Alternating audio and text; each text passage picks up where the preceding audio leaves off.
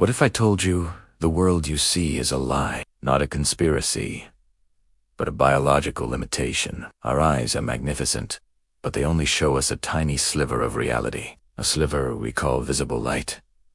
We see a rainbow, but we miss the storm of radio waves passing through our bodies, the ultraviolet patterns on a flower's petals, and the heat signature of a passing stranger. We are walking through a universe screaming with information, yet we are deaf to its loudest cries, until one scientist, Dr. Elena Vance, decided to flip a switch and see everything. This is the story of the Oculus Omni, a device that didn't just capture light.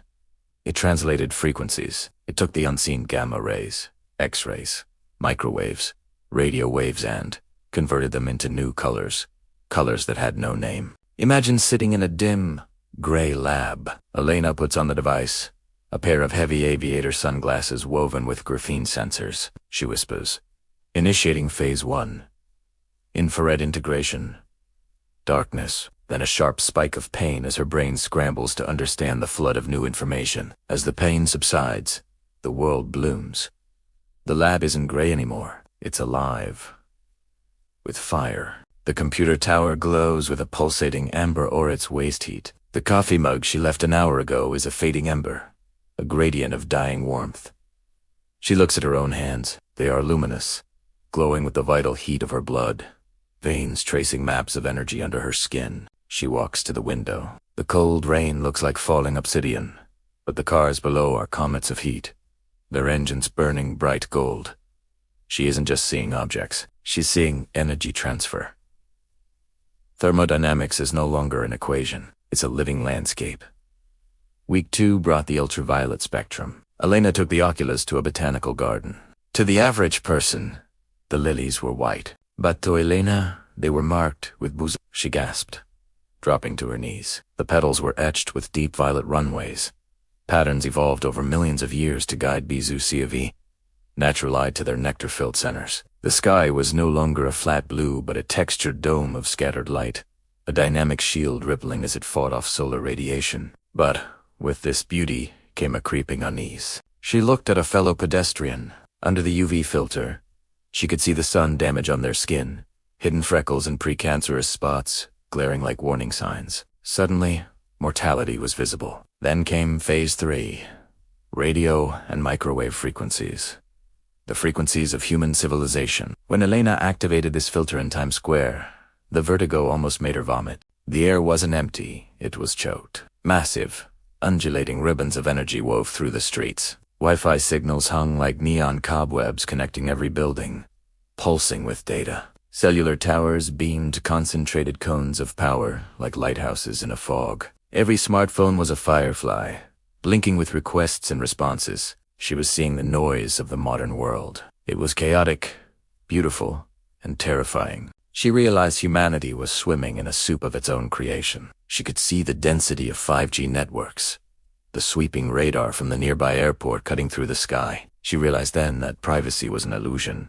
She was watching the flow of information itself. The billions of conversations and transactions streaming through the air like a chaotic aurora borealis. By the 4th month, Elena rarely took the headset off.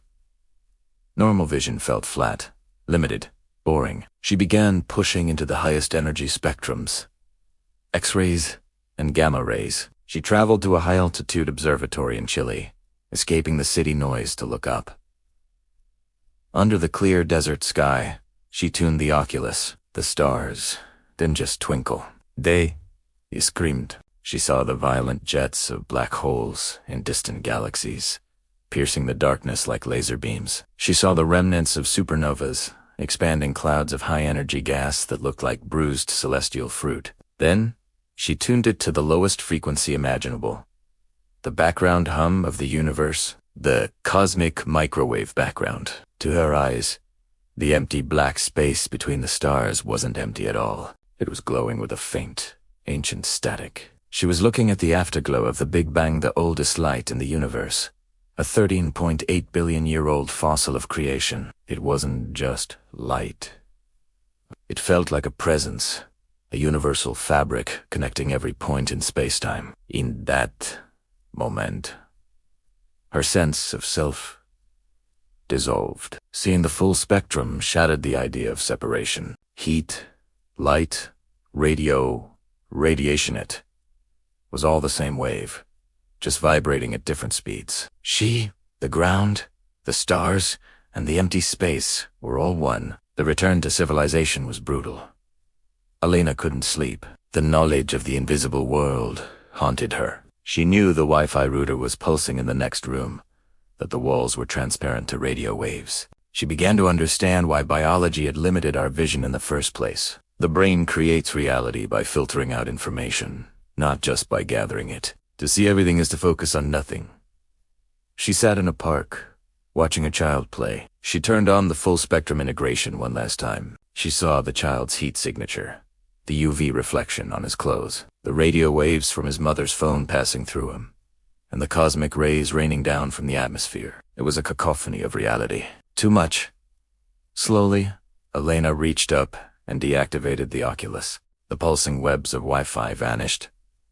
The glowing auras of heat faded. The sky returned to a simple, flat blue. She took a deep breath. The silence of the visible spectrum was a mercy. Elena published her findings, but locked the prototype away. Humanity, she decided, wasn't ready to see the full picture. We are creatures of the narrow band, built to survive on the surface of a deep ocean of energy, but she was changed forever.